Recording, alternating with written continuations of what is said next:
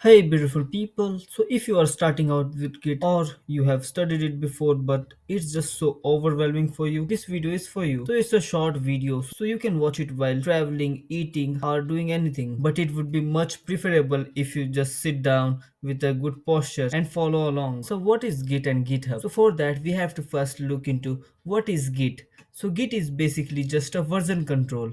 Now, what is a version control, you may ask? So version control, VCS, it is a tool that help manage and track changes to source code or other files over time. VCS is essential for software development and other projects where maintaining a history of changes, collaboration, and versioning is critical. So these all are just the theory. Now let's see what that really mean in short. So version control help us to create a backup of our code and track the code over time. Now what I mean by that, so just suppose you have written a code, post a first draft at 1 p.m. Now at 2 p.m., you make another change to it. So version control system will keep a backup of your code which was at 1 p.m. and you can later revert the changes to. Now the most important astronomically hard question arrive. How we gonna use Git in our device? And the answer is install it. Yep, just install it.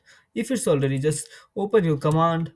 Let me open my command and let me open my command prompt and just type here git hyphen hyphen version, and this will show the version of the git downloaded in my machine.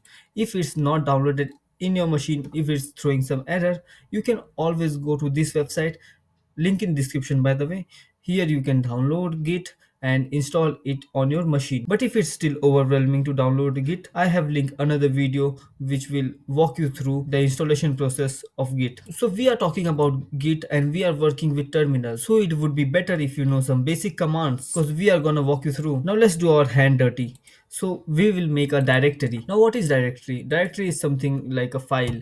So to make a directory we will say mkdir and the name of the directory as you can see here.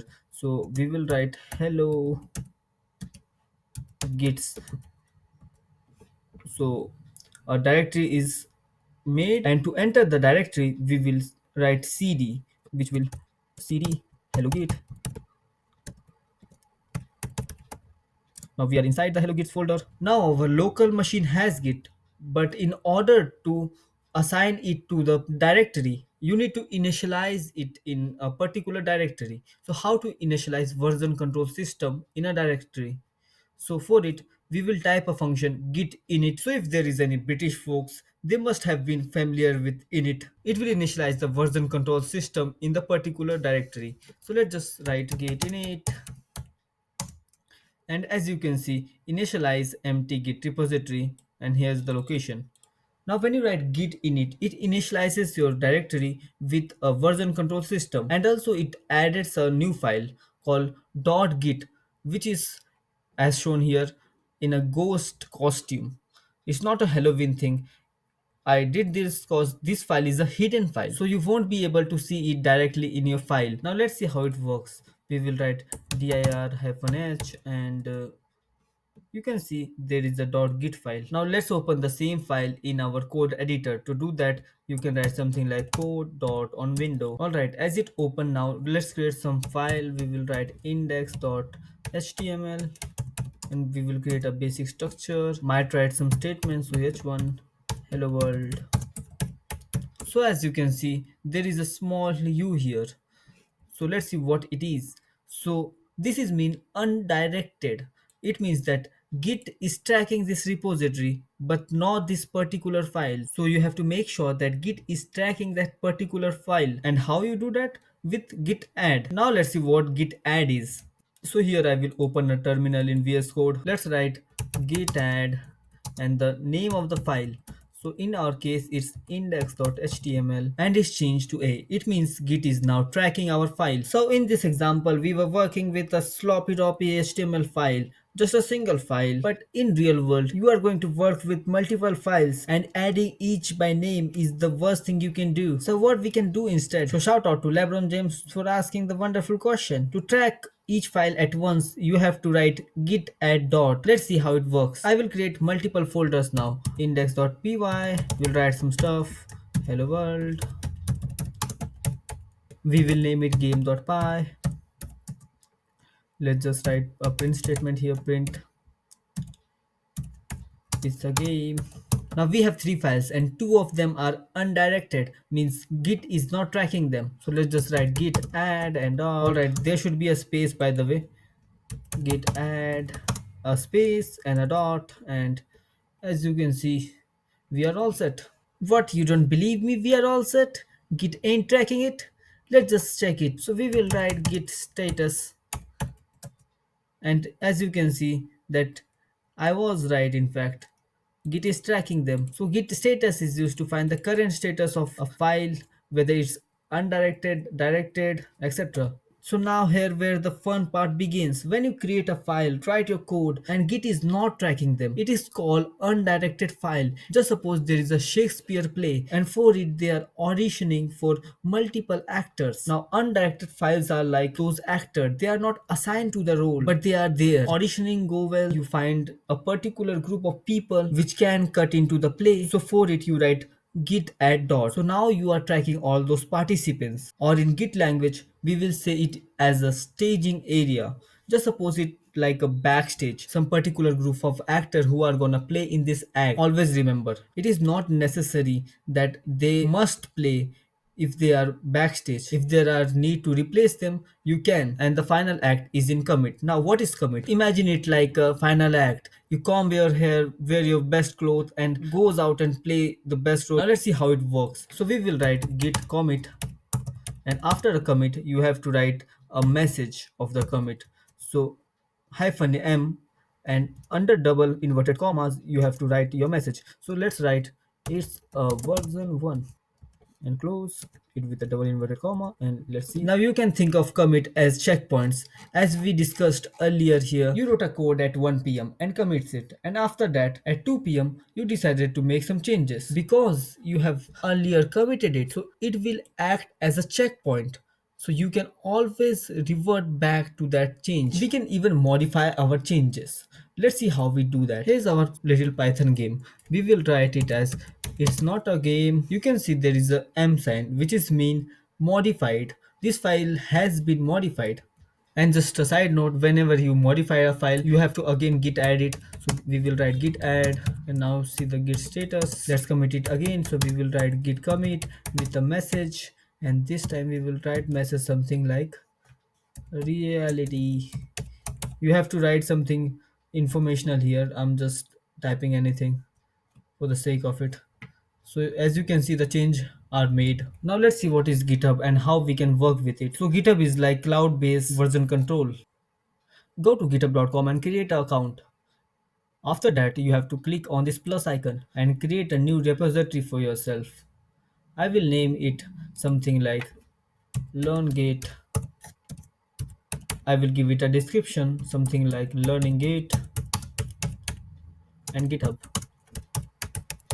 You can choose the visibility of the project. So I will prefer it public. You can do it private too. If you want, you can add a readme file, but for now we will not going to add it. Let's just create a repository, and here's our learn git repository. If you scroll down a bit, you will see some instruction here. There are two set of instruction if you are creating a new repository, or the second one is if you already have a repository. So in our case, we already created a repository. So the thing is why we are even linking it to GitHub, because we already have version control system in our local device. As I said earlier, GitHub is a cloud-based version control system. So we want to host our code in GitHub. So for that we created a repository, and now this git remote will give it a origin that you have to take all this file from here, and when I will write git commit, you have to add those commits in this particular repository. So what you have to do here is you have to just copy this link. So I will copy this and paste it here as it is. You can see git remote add an origin and then a link, and that will be all to link your repository to your directory. So I guess we are all set. We are connected to the repository. Now let's try to push our three folders into the repository. So for that we will write git push -u origin master, and just do a quick refresh. And as you can see here, the three files which we created in our directories are in our repository. So let's just see what I just did there. So git push will help you to push your code into the virtual environment, and master is the name of your current branch. You can check it through here. So if I write git branch master branch, when you are working on a big project, you must not do the mistake of working on a master branch. You should create your own branch and later commit it. So for now we have only one branch, that is our master branch, and to create a new branch we will write git branch and the name of the branch. So let's write git branch. Let's give it a name of something like yamal. So now let's see git branch. So we have two branch now, masters and yamal. As you can see, there is a star sign here, which means it is still working on that master branch even though we have created yamal. So how we can switch it? So switching a branch in git is like Hotel California. Check out at any time you want, but you could never leave. You can check out anytime you like, but you can never leave. So we will write git checkout branch name. So let's just write git checkout and the name of the branch, which is yamal, and let's just see git branch once again. And as you can see, now the star is on yamal, so we are working with yamal. Let's just push our code. So we will write something like git push -u origin and the name of our branch. So in this case it's yamal, and as you can see there is a new branch Yamal, which is the active branch too. So that's all for today. I did not included too many things in this video. I tried to keep it beginner friendly. It was my first time recording a video, so there might be some things which I was not able to explain with my fullest potential. But still, if you learned anything from this video, just drop a like. That would be all. And thank you for watching the video. Stay safe. Peace.